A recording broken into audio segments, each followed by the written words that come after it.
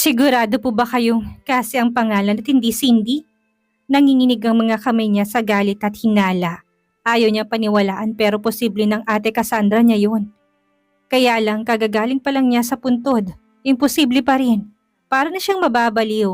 Ang lakas ng hinala niya na kilala niya ang Casa del Rio na yon kahit pa ngayon pa lang niya narinig. Mag-usap na lamang po kayo ng abogado niyo tungkol dito, madam. Hindi na siya nagpumilit pa dahil wala naman siyang mapapala. Sumakit lang lalong ulo niya paglabas sa presinto sa tindi ng sikat ng araw. Pumara siya ng taxi kahit hindi alam kung saan siya tutungo. Gusto niyang tawagin si Blake pero ayaw niya maging abala sa kaibigan. Gusto niya ring sugurin ng tiya niya pero hindi niya alam kung saan ito nakatira. Sa huli, wala sa loob na nagpahatid siya sa kumpanya ni Lyndon. Wala siyang balak na pumasok ngayon pero heto siya't nasa kumpanya na.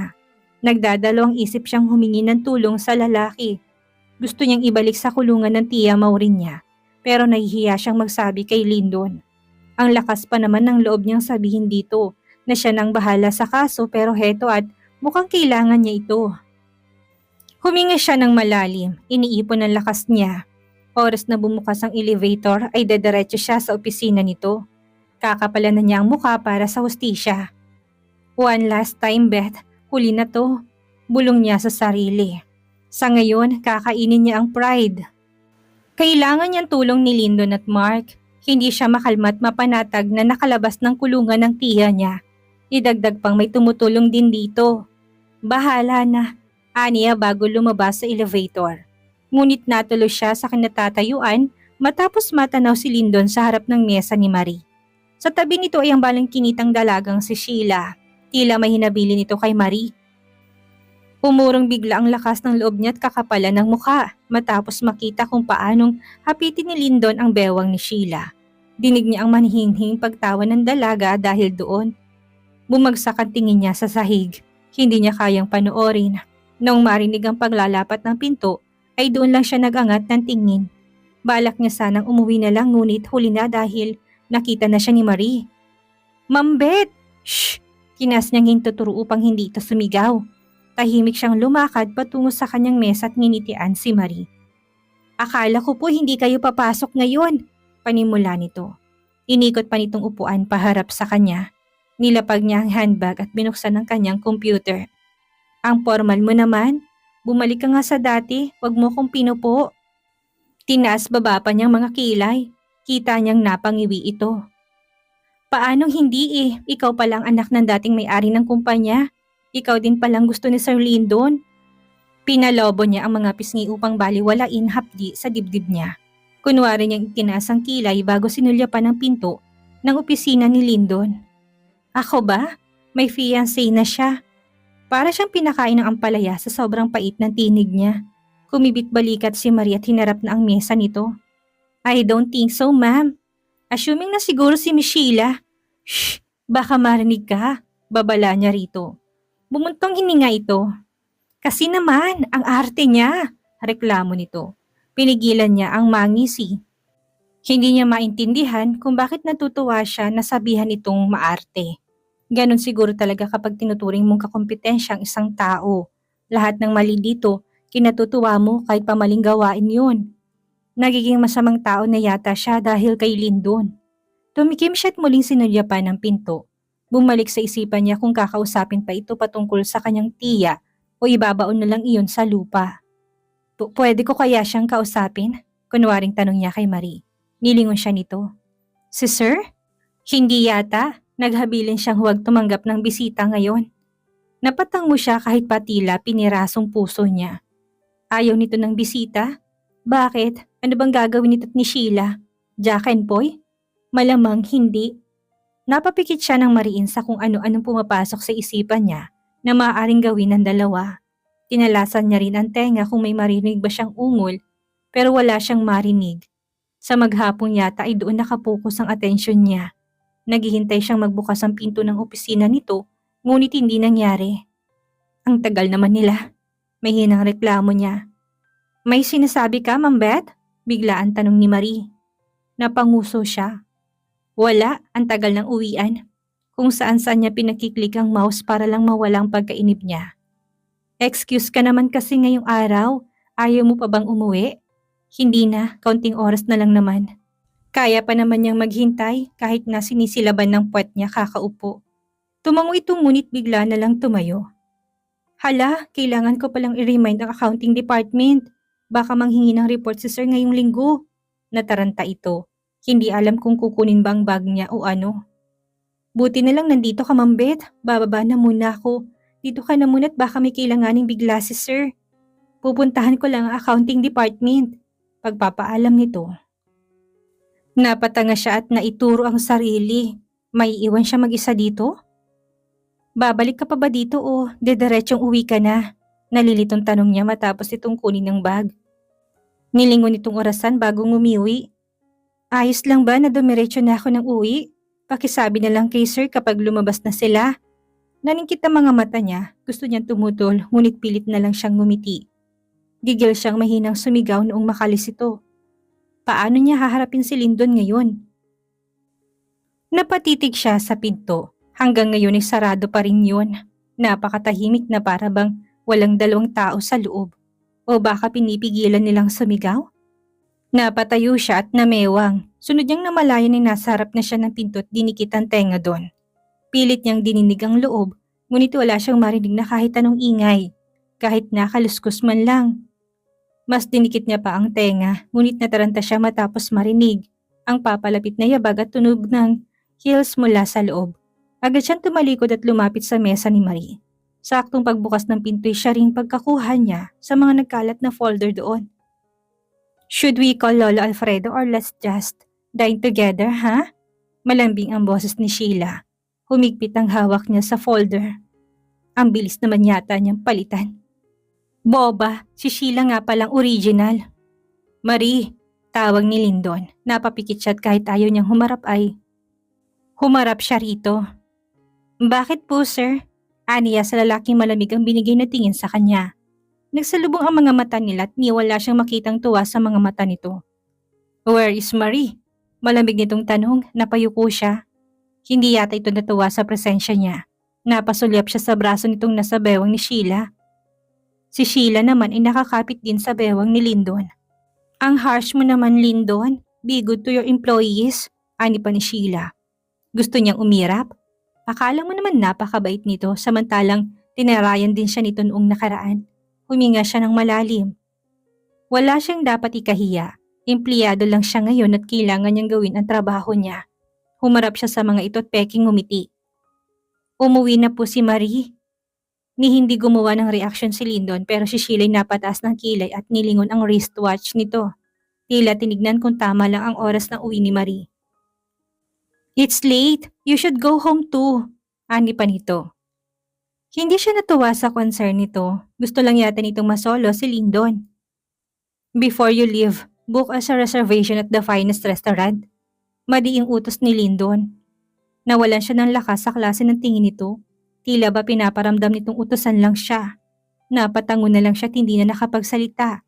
Hindi na rin naman ito kumibo at nagpatangay na lang kay Sheila. Magsakang balikat na tinanaw niya ang likod ng mga to. Tumatawa pa si Sheila dahilan upang lalong sumiksik sa puso niya ang selos na nararamdaman. Jealousy is hitting her real hard. Isn't too early for us to have a dinner? I'm so excited, bulong ni Sheila. Ngunit wala sa dalagang atensyon ni Lyndon. Nakatitig siya sa kung paano hawi inibet ang mga folders sa mesa. Malit siyang gumising hanggang sa magsarang elevator. Hindi naman sa pinagsiselas niya to. Wala rin siyang pagpipilian kung hindi pa kasamahan si Sheila. Lolo Alfredo said we should get married next month. Maingat itong pagbubukas sa usapan na walang ngisi niya at seryosong tumingin sa salamin ng elevator. Suit yourself. Tipid niyang sagot ngunit natuwa pa rin doon si Sheila. He was left with no choice but to follow all of his grandfather's orders.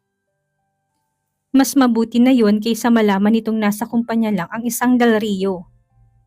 Hindi niya talaga maintindihan ang kinakagalit nito pero mas mabuti nang maingat. Hanggang sa biyahe si Sheila lang ang nagsasalita. Kanina pa ito sa loob ng opisina dumadaldal. Sinusulit na kasama siya kahit hindi naman siya interesado. Tamad siyang nakatingin sa kalsada. Gusto ko rin ang katulad sa tattoo mo, Lyndon. I'm gonna put it here beside my chest.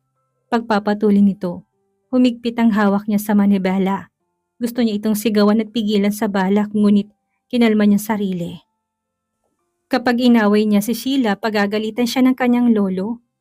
Umigting ang panga niya at kagad na pinark sa restaurant ang kanyang sasakyan. Do what pleases you. Malamig niyang bigkas.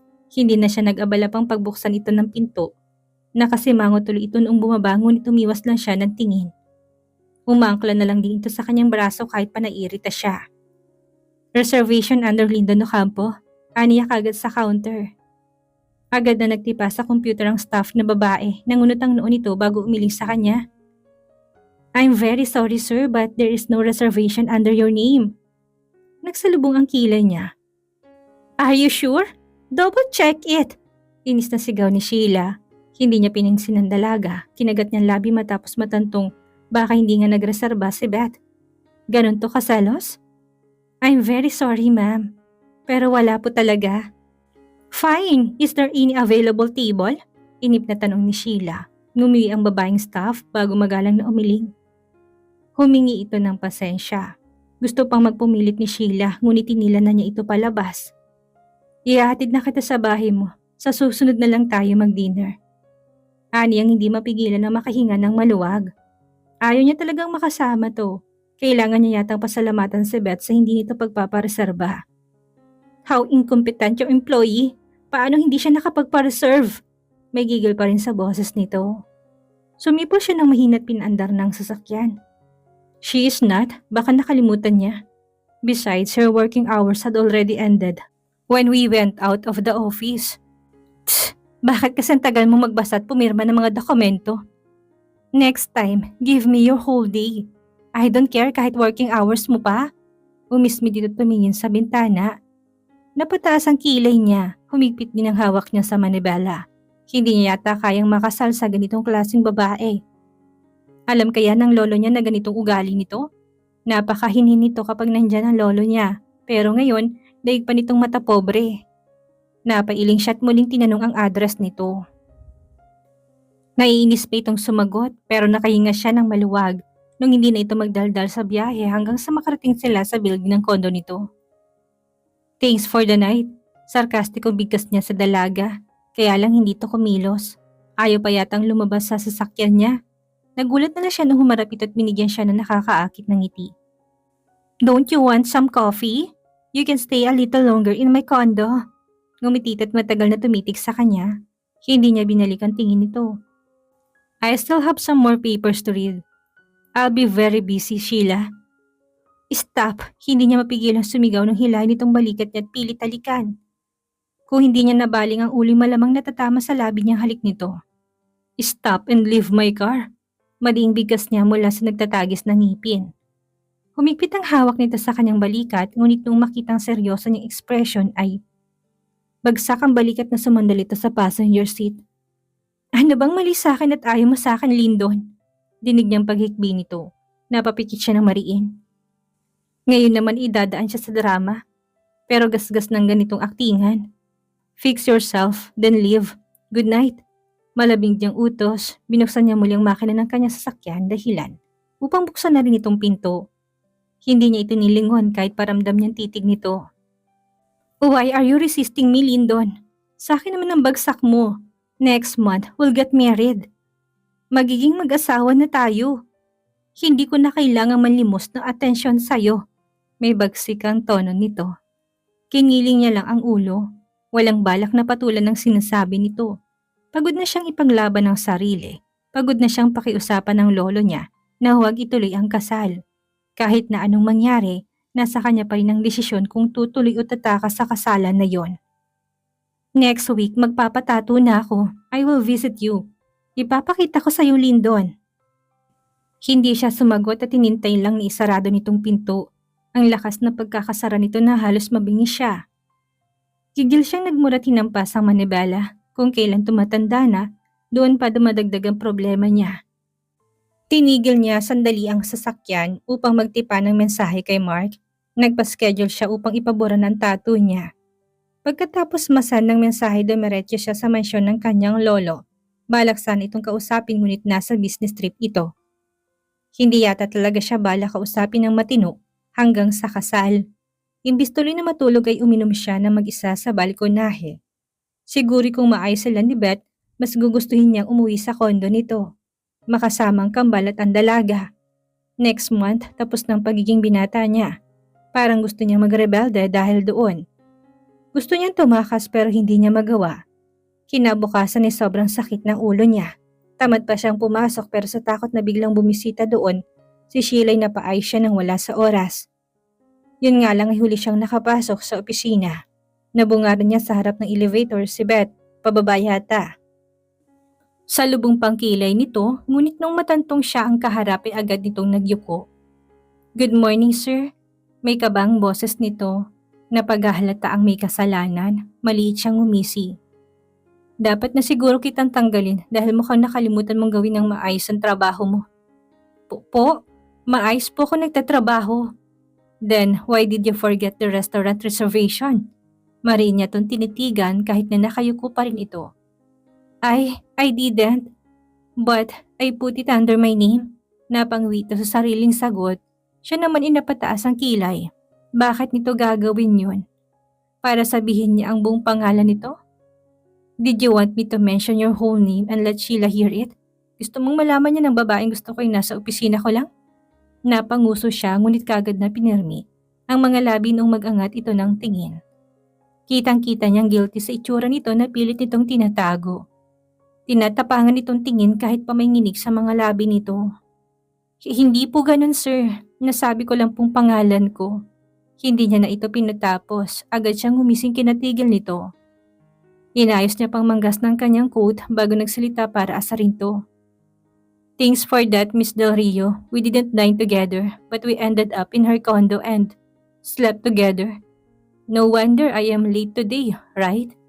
Pang-asar at pagsisinungaling niya dito. Matinding pagtitimpi ang ginawa ni Beth para lang hindi kumawala ang namumuong salos at inis sa kanyang dibdib. Tila siya natuliro at ayaw nang isipin kung ano pang ginawa ni Sheila at Lyndon sa kondo. Huminga na lamang siya ng malalim at pilit na ngumiti. Good for you, sir. Mukhang kailangan niyo yun. Pabalang niyang sagot. Hindi na niya hinintay pang makasagot ito ngunit hindi nakatakas ang pagkamangha sa paningin nito. Pumasok siya kagad sa elevator at pinindot kagad ang ground. Nakakawalang gana. Nakamukmok. Sinadya niya talagang ilagay ang reservation sa pangalan niya. Hindi malang ba naisip ni Lyndon yun? Totoo rin gusto niyang banggitin itong pangalan niya kay Sheila. Kahit delikado, gusto niyang ipaalam sa dalagang malapit siya kay Lyndon. Pero ngayon, mukhang wala na siyang hahabulin. Hays, forgive and forget na lang, Beth. Sita niya sa sarili. Humanap siya ng malapit na convenience store at bumili ng ice cream. Kanina pa niya gustong kumain noon kahit maaga pa. Nag-almusal naman siya kaya walang problema.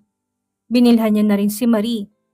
Pagbalik sa opisina, dinatnan niya itong aligaga, hindi magkamayo sa pag-aayos ng mga folder. Na paano ka? Ditong tanong niya bago inabot ditong isang ice cream in cup. Mamaya ko nakakainin yan, Ma'am Beth. Nagpatawag na bigla ang meeting si Don Alfredo. Ha? Meeting? Kasama ba ako? Hindi po, kami lang ni Sir Lyndon. Kababalik lang kasi sa business trip ni Don Alfredo. Mukhang galit. Nabalitaan yata yung tungkol sa'yo.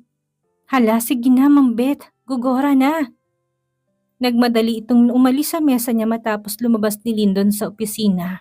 Mukha itong pinagsakluban ng langit at lupa. Hindi maipintang itsura.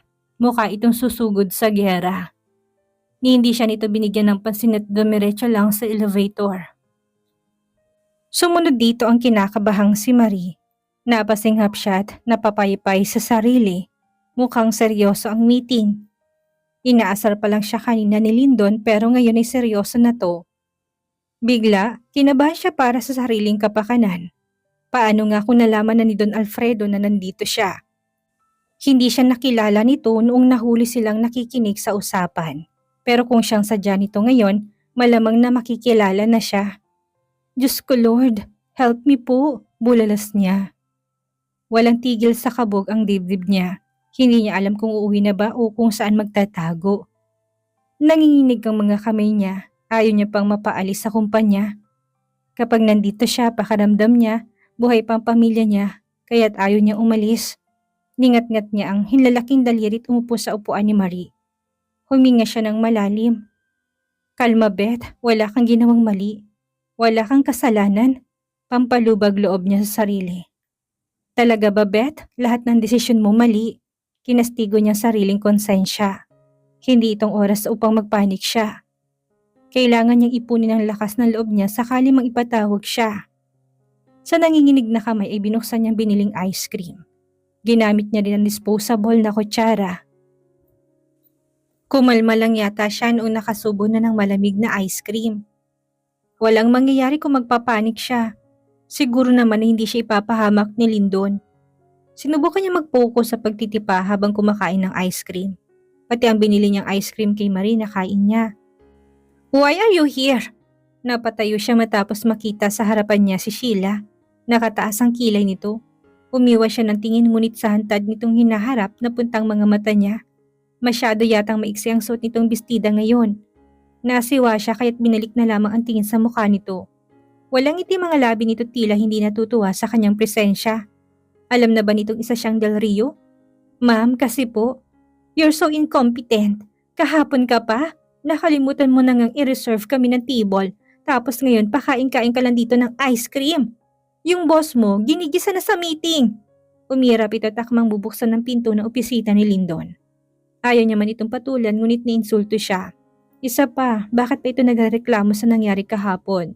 Kung humantong naman silang dalawa ni Lindon sa kondo nito. Totoong sinubukan niya magtimpi ngunit hindi siya nakapagpigil. Humalokip-kip siya. Why are you questioning my presence here when, in fact, you should be the one in the meeting supporting your fiancé? Ma'am? Sarkastikong bigkas niya. Napatigil ito pagharap sa kanya naniningkit ang mga mata nito. What did you say? Hindi siya natinag kahit pa lumapit sa harap ng mesa niya. Nagtatagis din ng mga ngipin nito. Maliit siyang ngumisi tinasang kanyang kilay. Baka po gusto niyo suportahan ang fiancé niyo? Yun po ang ibig kong sabihin. How dare you? Sino ka para utusan ako? At ano bang pakialam mo sa gusto kong gawin? Do you really think my presence is needed at that meeting? Kinuyom niya ng kamao sa lakas ng sigaw nito. Kung may maliligaw na empleyado ay tsak na ikakalat kaagad ang gulo. Nagtitimpi siyang bumuntong hininga. Bukod sa naiinis talaga siya sa dalagi dumagdag pang selos niya. Tinapatan niyang titig nito. What about me? Tingin mo ba kailangan ng presence ko doon? Isa pa, alam ba ni Sir Lindon na nandito ka ngayon at maghihintay sa opisina niya? Pinirmi itong mga labit lalo siyang pinaningkitan ng mata. I bet not. Kasi 'di ba, buntot ka ni Don Alfredo? Himalang hindi ka aso ngayon na nakasunod sa amo mo. Ouch!